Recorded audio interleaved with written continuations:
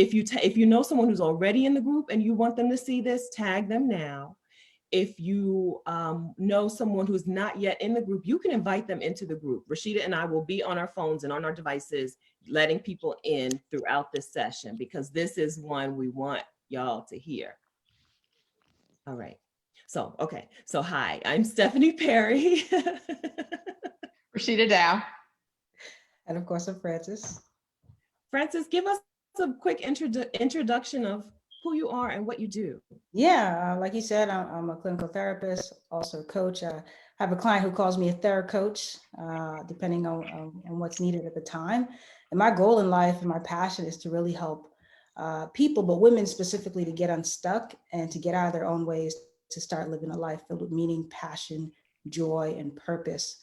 And, I've, just like you guys, I've traveled, I've been to a bunch of countries, lived overseas. And so we have that in common. And yeah, I mean, that's really what I'm doing. I'm the creator of Define Resistance, which is a blog that really inspires people and gives people tips and resources and ways to really heal a lot of the stuff that we're still kind of like dealing with. And that's what I do. Yes, and you call it Define Resistance because you feel like resistance is the thing. Tell us a little bit about resistance.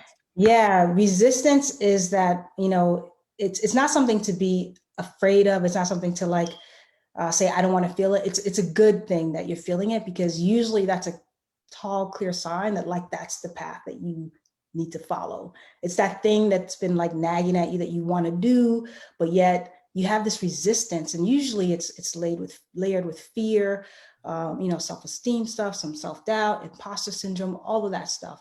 So it's like, what is it that you're resisting to do and why? And how can we defy that resistance? Because often we can't always eliminate it, but if we're well aware of it, we can work with it and just reduce it to a way that you can actually take action.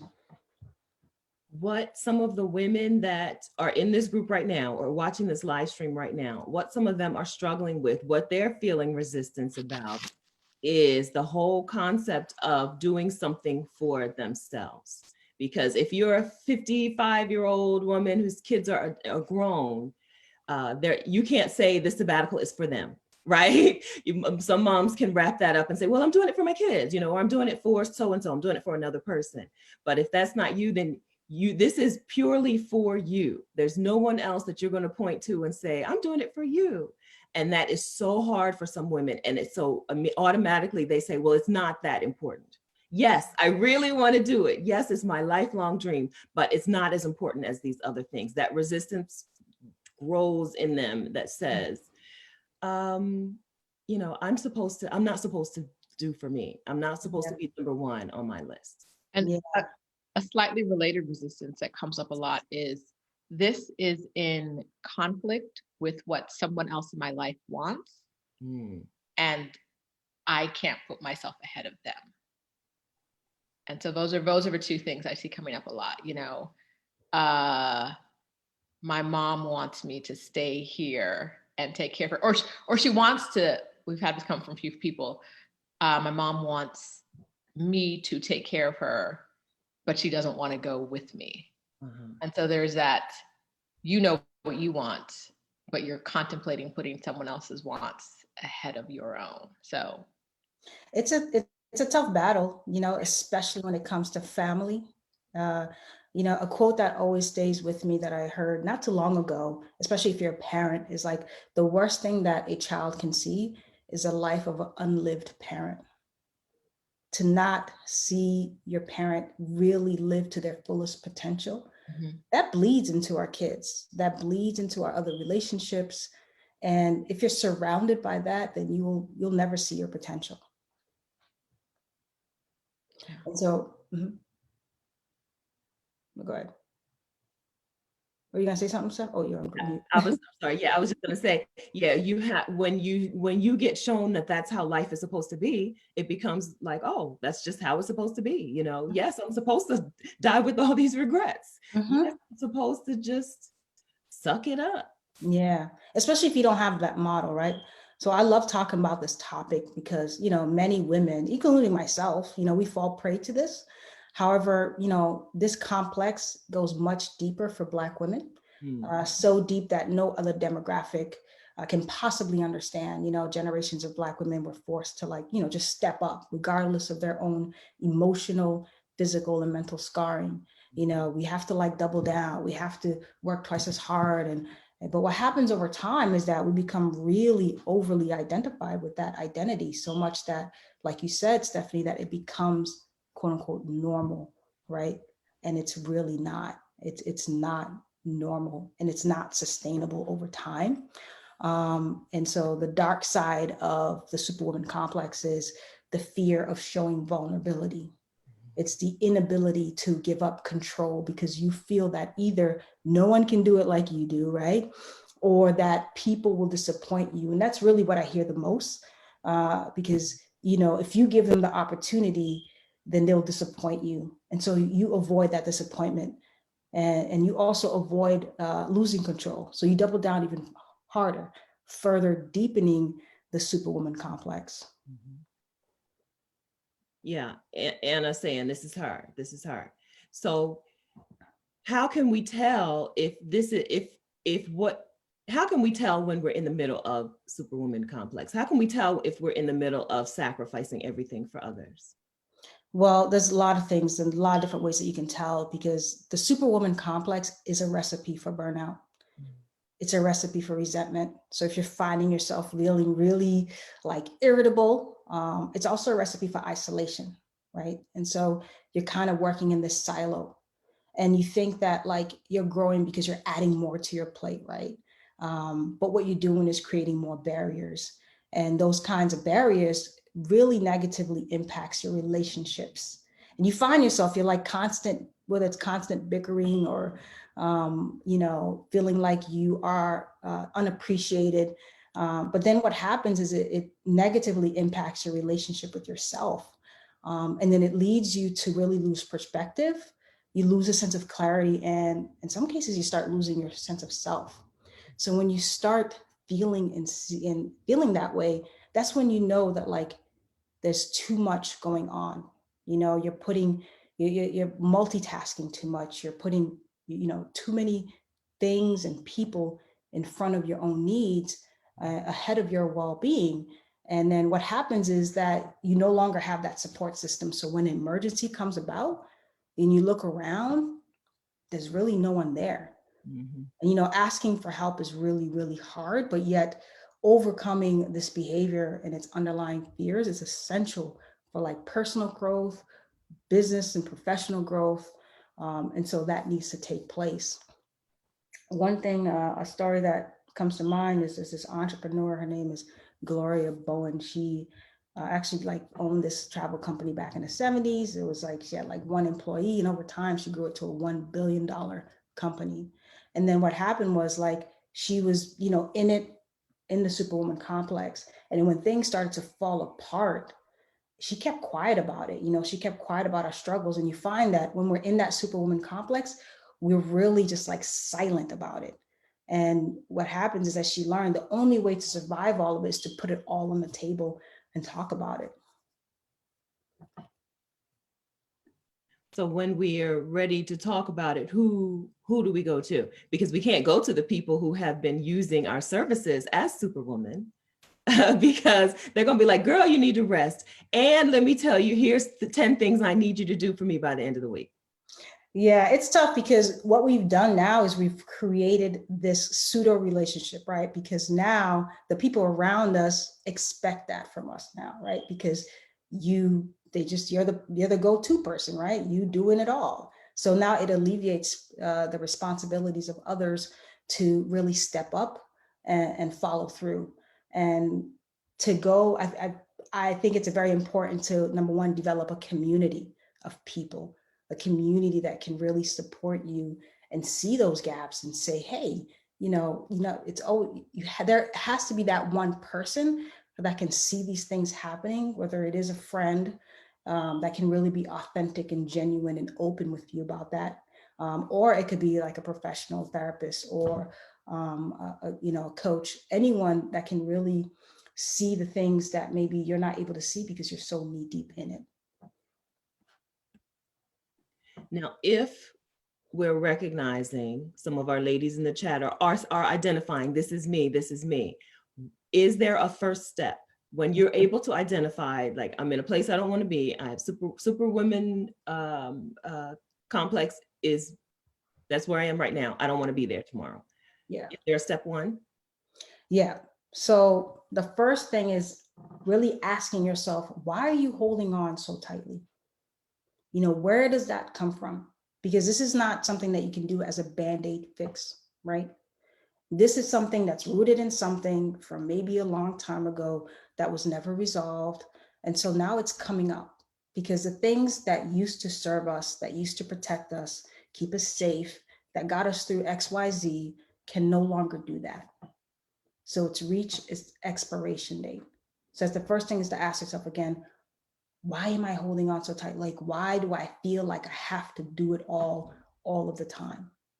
Because really the best way to combat the Superwoman complex is first understanding that being vulnerable is a strength, that creating boundaries is a strength, and then following through on those boundaries. Because sometimes we create them, but we don't follow through on them, you know what I mean?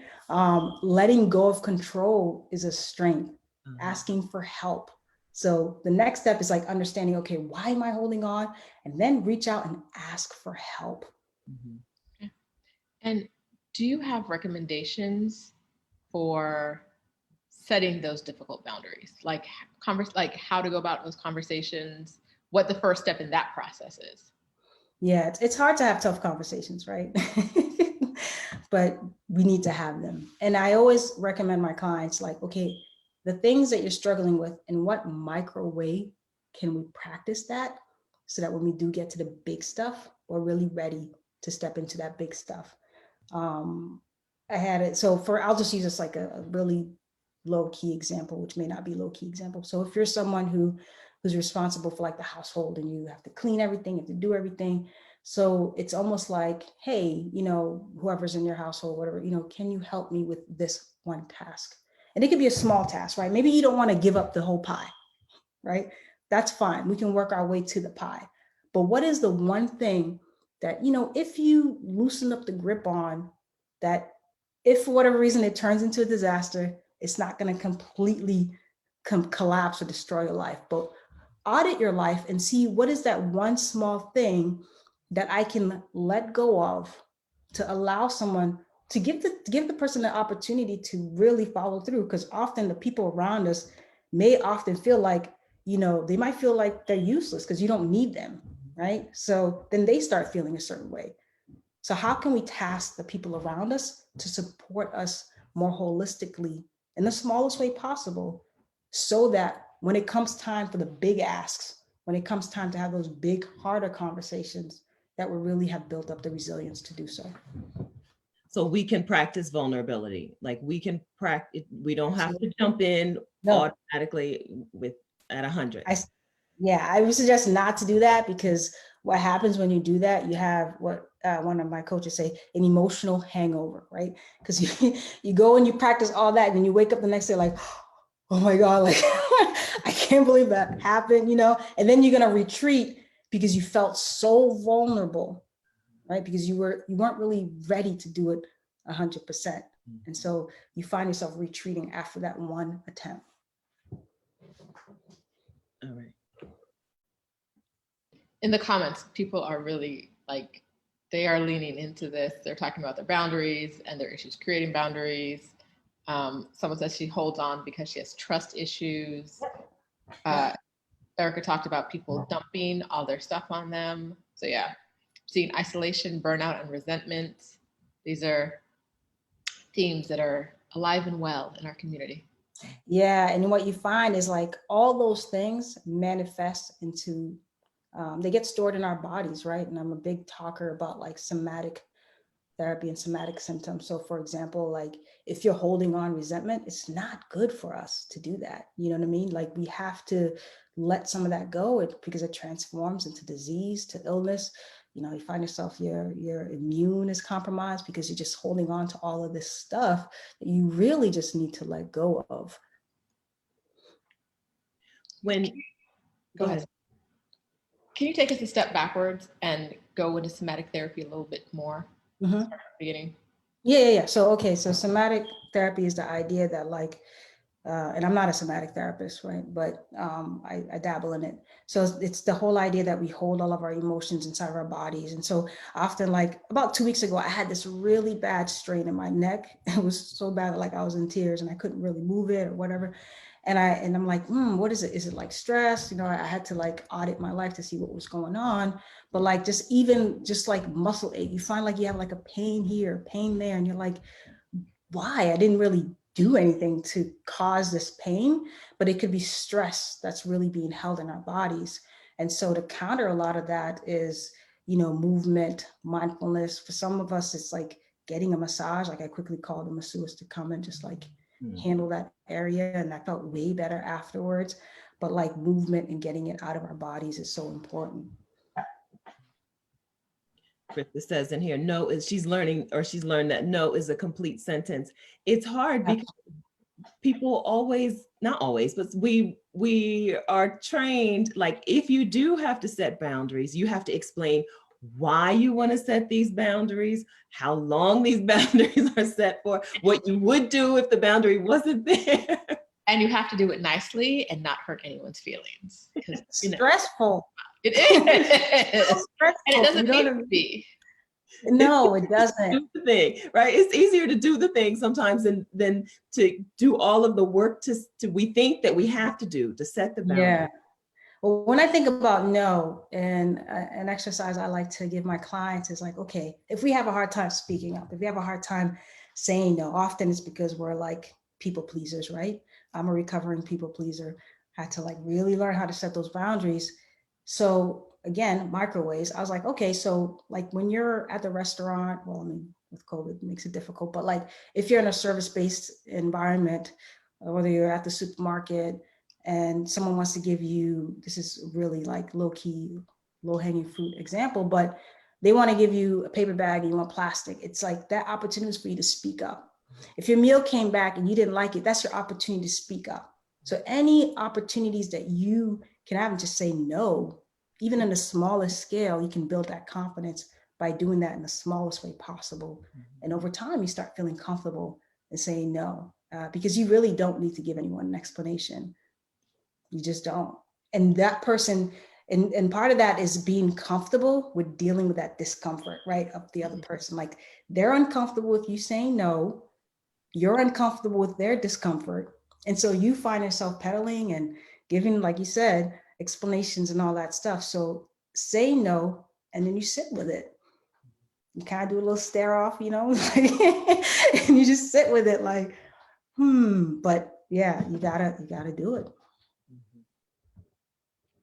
Yeah, we asked, Rashida and I asked someone for something that just last week, and we started it with, you can say no to this, and no is a complete sentence, because I knew as soon as I asked her, she was going to start thinking like, if she wanted to say no, she wasn't going to say no to us, right? She was going to say, well, this and that, so that we started the conversation with no is a complete sentence. I don't know, I feel pretty good at that. Do you feel pretty good at that, Rashida?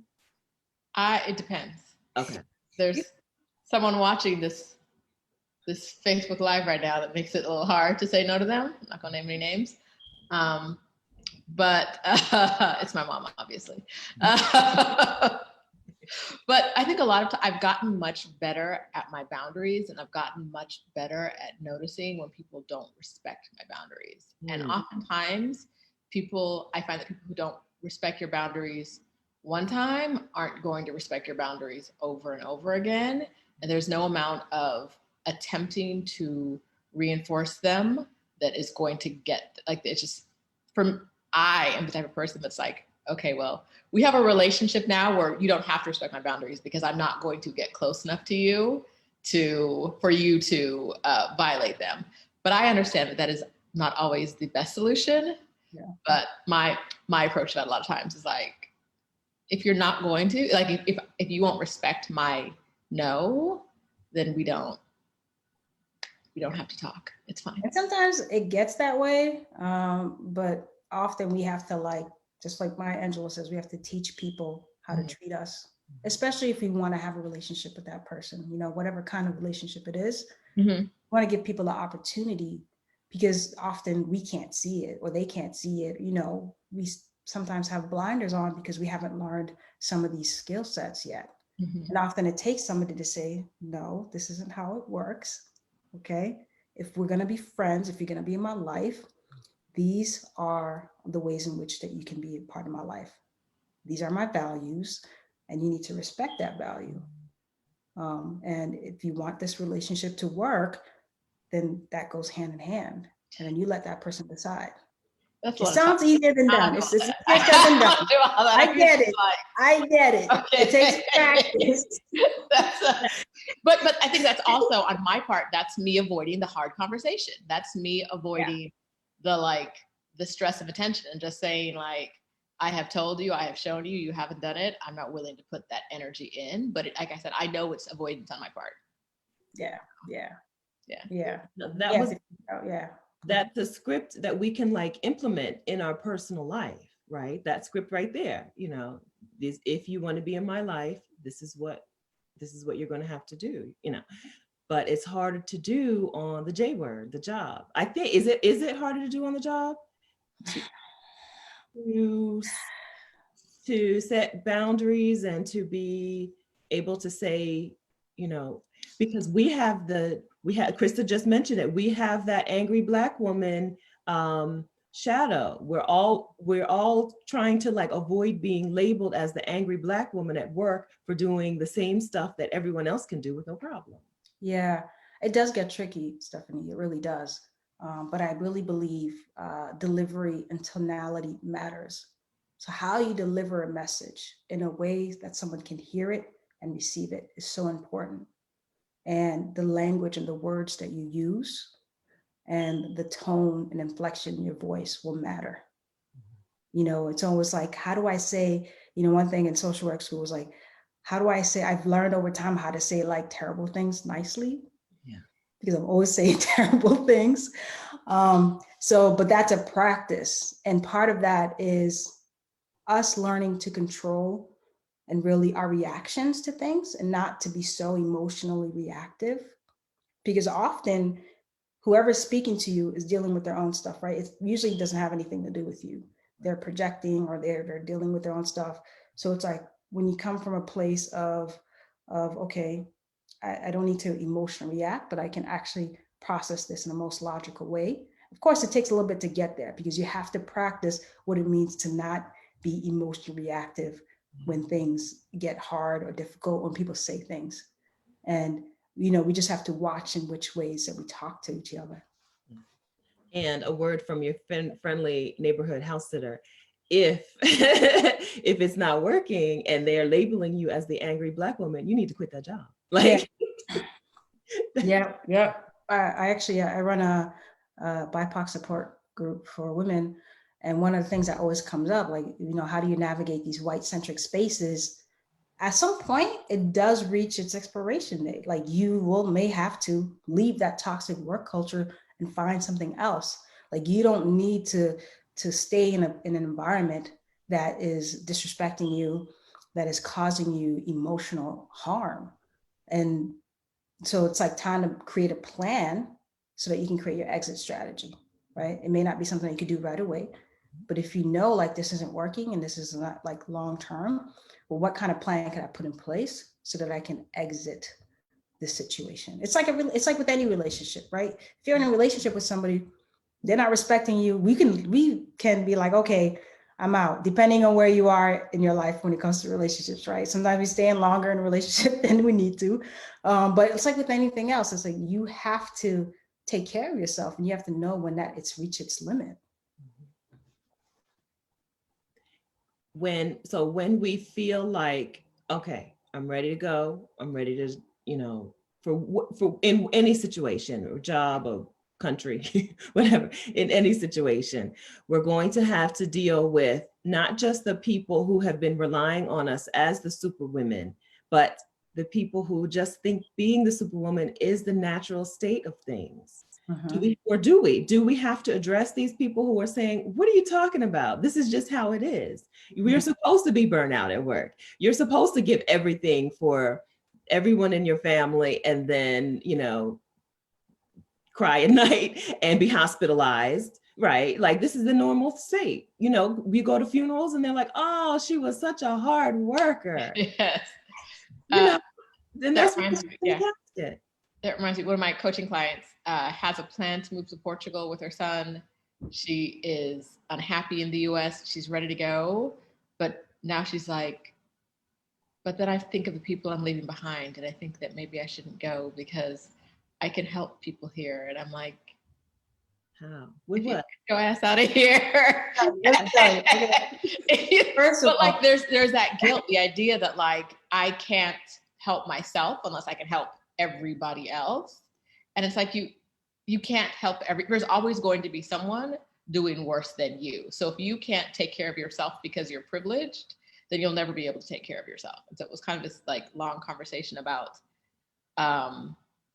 being willing to put yourself first, even if it's not in her case, even if it's not putting yourself first, put your son first. Like, you're not happy. You don't want him in the US, then make that decision for him. Don't put like other people who you may not even know. Don't put the struggle ahead of your son. Yeah. So, yeah.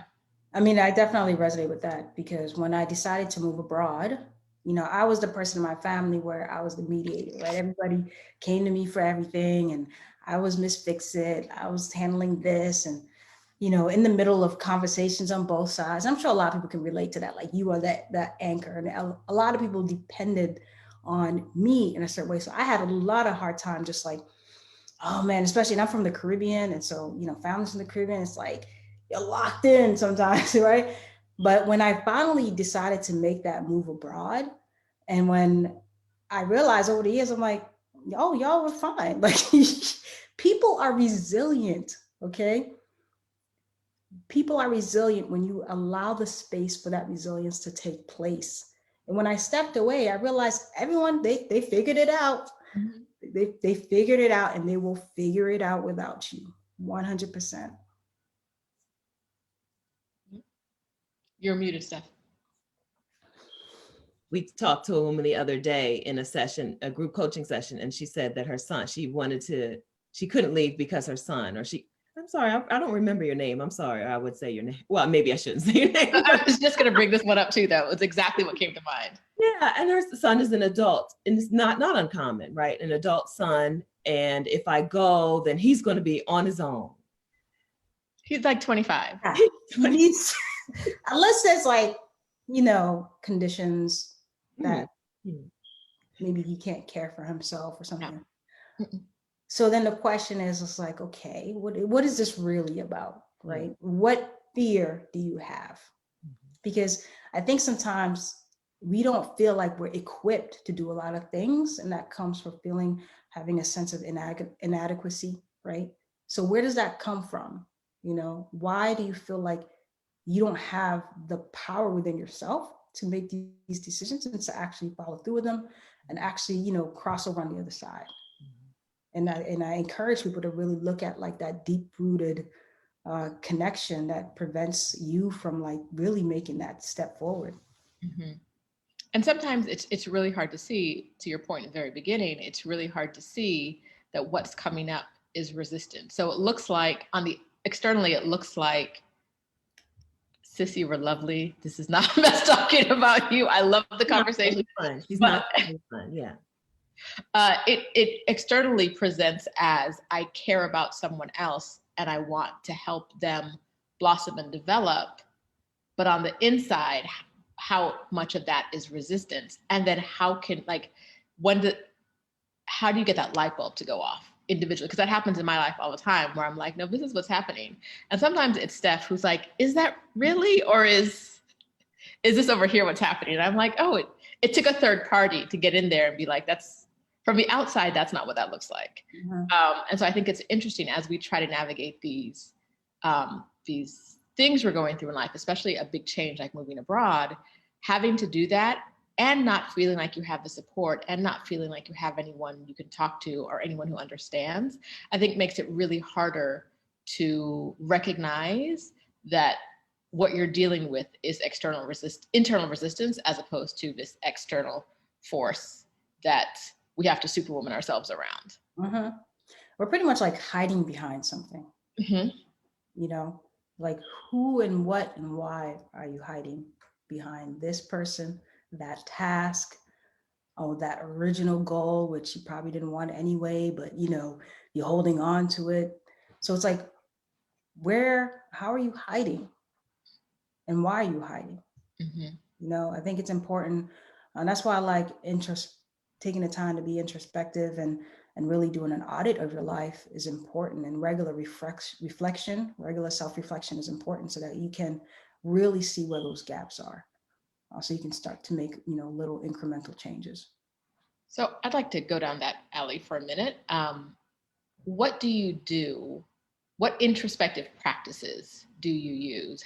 What is this life audit that you do? Let's talk more about tools that we can develop to figure out if we're hiding and what we're hiding behind. Because I think we see one right now. We see your vision board here. Or Yeah, a vision board. that was a 2018 vision board. 2019. The 2021 was had to switch that up. We all have. Often it's I don't know if I can pull it up here, but I actually have a set of questions that I have people ask themselves to really do an audit on their lives. So let me just pull it up really quickly. And friends, while Frantzces is doing that, ask a question. You could, well, there's a lot in the chat, so we're not ignoring you. We're just deep in the conversation. When you have a therapist, you talk to her for your own self. So I'm sorry, y'all. I started reading Chris's question, and I was like, "This feels like work trauma. I can't read work trauma. Like I can't." Yeah, just disregard all the work. Y'all, I'm so traumatized from my last job that like y'all quitting them jobs anyway. It's trauma. Quitting. I know Krista. She's not gonna be at Hyatt too much longer. That's right. So one thing that you could do, and I'm huge for writing prompts, and I think like journaling is a great way to reflect. But one thing I say that like write the words that you want to hear. Okay. You know? Write the words that you want to hear. You've placed so much in other people's hands. So write the words that you want to hear. That if you heard them today, that they would just change your life. Like, what would those words be? And go from there. You know, another thing to ask is write about a time that your work felt real. It felt necessary. It felt satisfying to you. You know, whether that work was paid or underpaid, professional or domestic, physical or mental, you know, because a big part of our lives is work. Can you think back where it really felt like really satisfying to you? And if you can't, well, that's a red flag, right? That means that you're not in alignment with the things that you want to do. So that's a start. And another thing to ask yourself, have I done anything lately worth remembering? If you look back, you know, you're like, damn, I've just been like working. I've just been working and working nonstop. You know, I haven't really done anything that's been really, truly exciting, truly meaningful. Like I haven't connected with people in ways. And so like, maybe you used to do that and it got lost along the way, but ask yourself, have you done anything that was worth remembering? Ask yourself, am I living true to myself? Because we often are living under the guise of other people's lens. And you have to ask yourself, like, whose goal was this anyway? Like, whose story am I like falling into right now?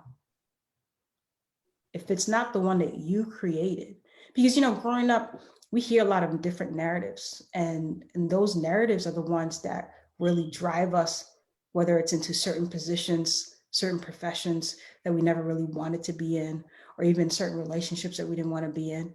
So then you take a step back and say, okay, whose path is this? Is this really my own path? And when, one of my favorite questions is like, when was the last time that you pushed your boundaries past your comfort zone? If you're not scared on a regular basis, then you ain't really living. You know what I mean? Like every day there should be something that makes you feel like, oh man, really nervous about this, but I'm going to do it. You know, ask yourself that question.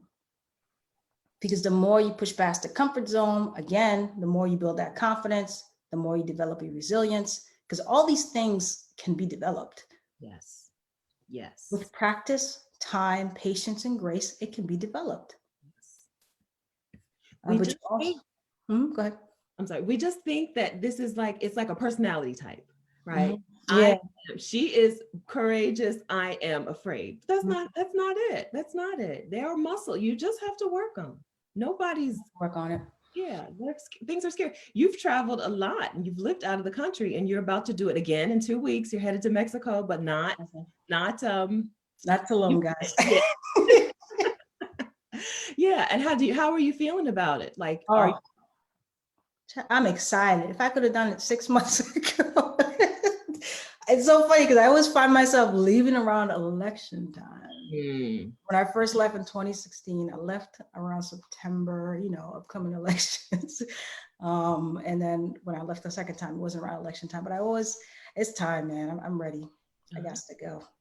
You remember the first time you moved out of the US? Did you feel the same way, or was it a lot scarier, a lot, Oh, it was scary. I hate flying. Okay. I don't like to fly.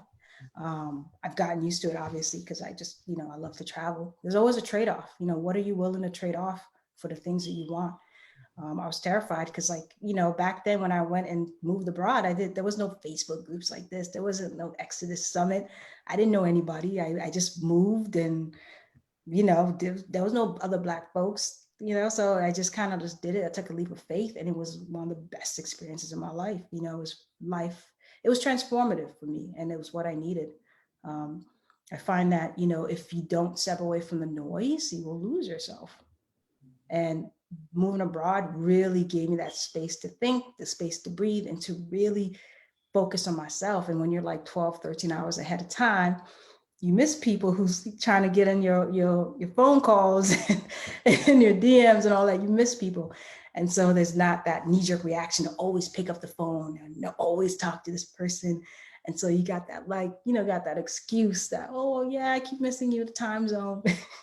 You know what I mean? That's a good benefit. I never thought of that before. Yeah. When they're awake, when you're sleeping, you ain't got to deal with them. Right. And you get used to that. You're like, okay, I kind of like this. And you start creating more boundaries. How did you create a community then when that first time? If there weren't Facebook groups and Yeah, that was a great question. Well, when I moved abroad, I decided to teach abroad because I still wanted to kind of like do something. So I had like a teacher community, and all of our expat teachers, that's who I connected with. And over time, then me and Nubia developed Chronicles Abroad, and that created another community. And so it just blossomed from there. This was in Thailand. Yeah, well, we created Chronicles Abroad when I was living in Japan. But yeah, I remember when I first got out to Thailand and I was in my teacher program, I looked around me and it was, a bunch of young white millennials. And I was like, yo, I'm like 35 years old. And, how am I going to connect with these folks? But it turned out really well. And I think there's a commonality that's shared between those who are expats or live that nomadic life. So age is not like this big thing. It's really like you out there finding yourself, trying to figure out life or really enjoying the benefits of being overseas. So you share that. And so I was able to build those types of relationships, and it worked out. Everywhere you go, there's always going to be community somewhere. Yeah. I'll tell you that. Yeah. I think that's something that's really hard to, well, I don't want to say believe, but like to really truly like accept that wherever I go, I can build community is something that's hard for a lot of people, because we have our sort of our from birth, our grown communities, our family communities. So the idea that, and then we hear it's hard to make friends as an adult. And in some ways it is, but then in some ways it's super easy. especially if you're living abroad in another country. It's really easy to form connections like that you might not form at home, because you're going to be more willing to speak to strangers in that situation than you would be, at the grocery store or, whatever. Yeah. And I always say you cut the fluff out, because when you meet people abroad, you go deep. You're like, oh, I left my this and I left this. And, those are the kinds of conversations you're having. You're not having conversations like, oh, how was your day? You really just like get deep. Mm-hmm. And you can immediately start forming that intimacy and that connection, because you can really relate to that transition. You can relate to that process. And there's always going to be community, and I'm a certified introvert. Like, I like my solitude, but, but, I still made those connections. You really, I don't know, it's just different overseas. You feel like, no one knows me here. So I might never see this person again. You got nothing to lose, really. When you're overseas, you got nothing to lose. That's right. You can be, I say, you can be a different person. When you change your location, you can be a different person, and you don't even know. Yeah, you can. And some of the stuff that you're going to like lean towards in a different location, you wouldn't even expect it, Yeah. And you're going to form relationships with people that you won't expect either. Like, absolutely. Outside of your particular age demographic, people who are local to the area, you're going to have new friends all over the world if you take it some time and really travel and spend a couple months in a region. You're going to have new relationships that you can't even imagine. Yeah, and life just becomes so much more colorful and rich. Yes. It's beautiful. And you're not losing your own people. That's one of the great things. You're not, unless they weren't lose them. They weren't part of that whole, what I mean? You find out when to leave who's down for you and who, some people. We all made the same face at the same time. Well, actually, they fall off. Some people will fall off. It'll be all right. Totally all right. Yeah. Because you're transcending, and when you transcend, you can't take everyone with you. And that's okay. Yeah. It's okay. Absolutely. So Krista actually had a comment specifically about that. How do you handle, so we talked a lot about creating boundaries, but I would like to, there's a lot of likes and stuff. So how do you handle creating boundaries and not coming off as angry? So you gave us a script on like, if this is important to me, and if you want a relationship with me, this is how it's going to be, basically. But okay, she says, but she's the only one who's willing to draw the line in the sand and make the boundary. Mm-hmm. So like if you're with it, whether it's a work, she's talking about work, but whether it's work or with your family, you need other people. So if you're creating a boundary, but then other people are not holding up their boundaries, they're waffling and let people do whatever. Is that affecting your boundary that you've already created? So like if let's say in the family, you've got like a fracture in the family, and you and like a side of the family has decided this is something that we're not going to tolerate. And then other people are like, well, we're okay with people mistreating some other people in the family or whatever. It does it affect, like, do you have to have help? Do you have to have teammates in creating these boundaries, or can you just do it on your own? No. If you're going to wait for people to create boundaries, you're going to wait for a long time, because people have to go through their process, right? Just like you're going through your process to create those boundaries, and those relationships are different. Even though they may look on the outside like they're similar, those other relationships are different than yours. And the relationship that you have with yourself is different. So that person has a different relationship with the self. So you need to adhere to those boundaries it's almost like self-preservation. This is like for your sanity. It's a matter of self-preservation that you create and sustain those boundaries. Like whatever they're doing over there. And it's hard because you can see, it's like watching a train wreck. You're like, oh man, I see it happening. It's coming, and it happens in my family. But you have to really not want to jump in to save, jump in to do anything. You kind of have to let people go in the process and along their own journeys. Just the way that you came to your own self-awareness, you can't take people down a self-awareness path until they're ready and willing to do it for themselves.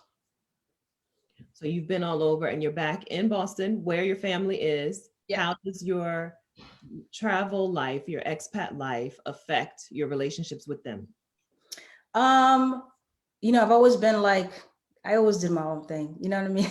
Uh-huh.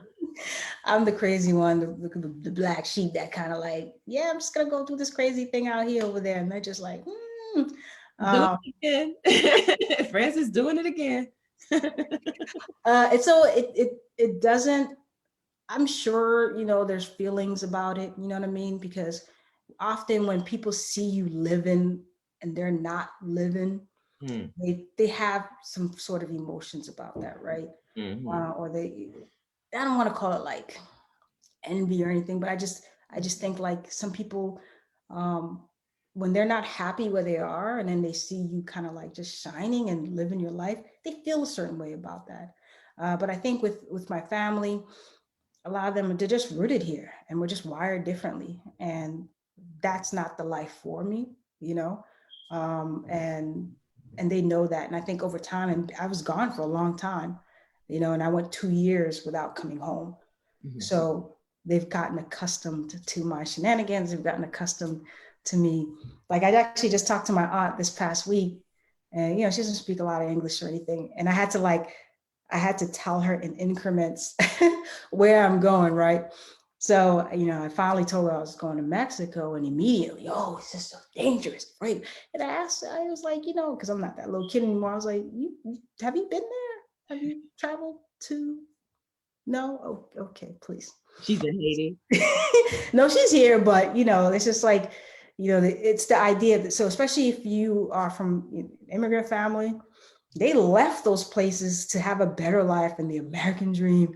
And you trying to leave, a lot of them didn't really understand that at first. Now they do. Now they see all the shenanigans with the elections and all that stuff. But they're, but however they feel about it is however they feel about it. But I'm going to continue to, live my life the way I see fit. And how do you have an adult son? One son? Yeah. Okay. How do you think your expat life and your, I'm going to go after what I want life, how does that affect him, or does it? He loves it. I mean, he actually went on his first trip to Aruba, like maybe 2-3 years ago. And then he actually came to Thailand and we spent like a week or two together because he was out here in Thailand for like a program. And he loves it and he can't wait to go back out. So he caught the travel bug. Good. Yeah, we started talking about the moms who are just struggling with leaving their kids their adult kids in the US. But it's hard. It comes, when I left, my son it probably wasn't the best time to leave for me in 2016 because my son was going off to college. So I was like going through a lot of stuff and my father passed away. It wasn't like there's never a good time to do a lot of things, right? And I felt a lot of guilt leaving him behind, first year of college. I was like, oh my God. And if you think back, what your first year was like, but it was just something I had to do. And a part of that is living with those trade-offs, and gaining some sort of acceptance with those trade-offs, because had I not gone when I needed to, I just would not have been helpful to him. Yeah. In the comments, a couple of people have asked where in Mexico you're going to. Puebla. So Puebla is like the 4th largest city in Mexico. It's 2 hours outside of Mexico City. Me and Nubia went there for like a day trip and we loved it. And we're like, damn, we should have came back for like a whole week. So it's just like a cool little low-key town, more mountains than there's no beach there. So if you like mountains and volcanoes, that's Puebla. How long do you plan on being there? It's a one-way ticket. I don't know. We'll see what happens. As you know, like with travelers, we're like, hey, I don't know. We'll see. Love it. But yeah, Mexico is one of my favorite countries so far. So I'm excited to go back. The total package. Yeah. Yeah. All right. Okay, friends, if you have other questions or anything that you want us to get into, let us know. I think we have Frances for 8 more minutes. So we'll see. Listen, I've been thinking of like running through all of these like stories in my brain. Like, yeah, that's like all this trauma and drama has popped up. And I'm like, you don't need to process this as a group. But I know for y'all, it's popping up too. All of these moments of like, oh, I deserve better. Yeah, but that's a good thing. Like when that light bulb starts popping, man, embrace it, because it's like, whoa, we're clearing out the clutter. Right. You know? So tell us a little bit about your practice. Well, okay. So we've already discussed that Frances has 2 podcasts. Chronicles Abroad is a podcast about Black women travelers. I believe is a Black. No, it's not just Black. It's just for, we just inspire people to travel with passion and purpose. So we interview anybody who's really just taking a leap of faith and really created an amazing life, whether traveling or living abroad. And you have a podcast, which I'm sorry, I missed. I didn't know about this. Yeah, I don't do well with marketing. It's called Tapped. Therapists Are People Too. And it's really a place where therapists and healers can talk about life's bull crap. I don't know if I could curse here. But it's a way to support people who are doing this work, this light work that we're doing. Okay, now how long has that podcast been out? Because we're about to talk about you, We're in our 3rd season. It's actually launching. We just launched our 3rd season. Does that mean the 3rd year? No. So we started, what was it, February, I think, March of this, I can't remember. Of this year? Yeah, this year we started. Okay, so I'm not gonna talk too bad about you because this year has been a blur for all of us. But I think I can raise my hand and say I've never heard you talk about this before. Yeah, I mean, I posted a few times. I gotta do a better job of marketing. It's just, yeah, I'm working on it. All got growth areas, child. But you offer coaching or therapy sessions. Mm-hmm. Tell us about that. Yeah. So I actually have a coaching program, The Liberated Woman, where you heal the conflict within. So often my clients come to me, they're like, I thought I worked this out. Why does it keep coming up? And so we talk about why that keeps coming up and what we could do about it. I also have, I call it a soul session. So in case you can't do the 6 to 8 week program, we can do a power 2-hour session and we really just get deep and we uncover it all. And then you walk out with a plan so that you can really start to take action, right? And I also see folks individually too. So someone wants some time with their favorite therapist coach, how do they find you? So you can find me, the place I like to hang out the most is Instagram at Frantzces Lys, my full name. You can find me on defyingresistance.com, where I write a lot on that blog. I actually need to catch up on it. But yeah, that's where you can find me. All right, I'm dropping your Instagram now. And I'm looking for the website to get that in there. Nope. I couldn't spell my own website. What do you think I can spell? All right, let's see. I'll type it in the chat. I got it. Yeah, okay. Yeah. All right, IG is in there. So from the Instagram, you can find the podcast as well. Yep, you can find the podcast. You can click on the link in my bio. It has all the information. I have like a cheat sheet. I have a bunch of stuff that you can get services too. And join the monthly BIPOC. It's free. Just come in. We hang out. We go deep. I always bring guests with me, my therapist friends, and we just hash things out. I don't think you talked about that. You said the name of it, but you didn't talk about it. It's a support group for BIPOC women, people of color. Yeah. Mm-hmm. And I'm sorry, you just said once a month? It's once a month. It's sponsored by Black Girl Ventures, which is a nonprofit that provides access to social and financial capital to Black and brown women. And we meet once a month and we just hang out together and talk about all this stuff that you can't really always talk about in the workplace or with your friends. Yeah. Is this on like through the website? Say again? They can find that through your website or through your So if you go on my IG, in the link in the bio, it'll say BIPOC support group, and you just click on it and you could just sign up for the Because next people were in the comments saying like, how can I find someone Uh-huh. like her to work with? And now doesn't have to be someone like you. It can actually be you. Yes, step. Right. that's right. Now that we've gotten our sessions out, Not yet. Got a lot more to talk about. there's more. Drama. Listen, we're ever evolving, you know, give yourself grace. Give Yeah. yourself grace. Yes. Okay. And it's that moment you feel like you're healed. That you're like, it comes right back up. Yeah. Yeah, once you peel back one layer, There's another it's one just- waiting for you. yeah. But you know, over time, you just get better at it. You see it, you can like, oh, okay, I see you coming. All right, let's do this. You know, it's a different approach, a different attitude. Yeah. Okay. Rashida, is that a Golden Girls shirt? This is a question from Yeah, someone. I answered. It is. Oh. Oh, snap. Oh, God. Team But it's Dorothy. Girl talk. Girl talk. Okay. I am Dorothy. I already know that. She just like a buddy one of the sometimes. things I love about Stephanie was Stephanie wasn't like, let's talk about who y'all are. Stephanie was like, I am claiming Dorothy for myself. Y'all do whatever you're gonna do. Like that was Such a good show, God. yes. All right, let's see. Yes, Sybil. Yes, now you need to get on Instagram. To get to I owe you a message. Instagram. Hey, listen, anytime.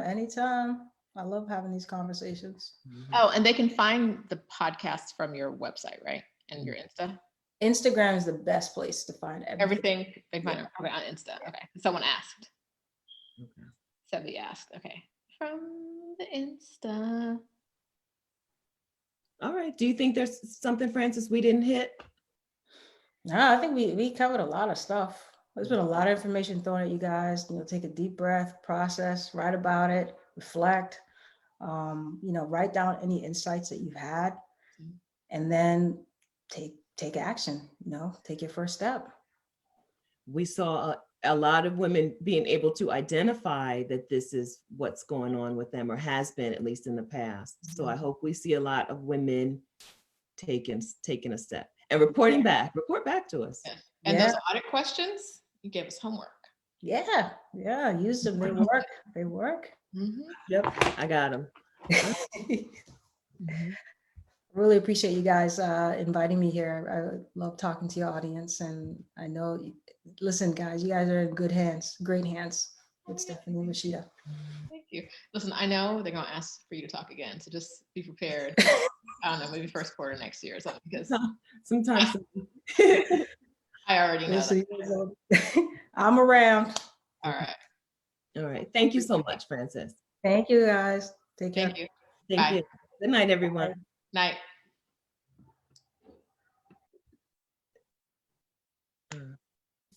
I haven't ended the live because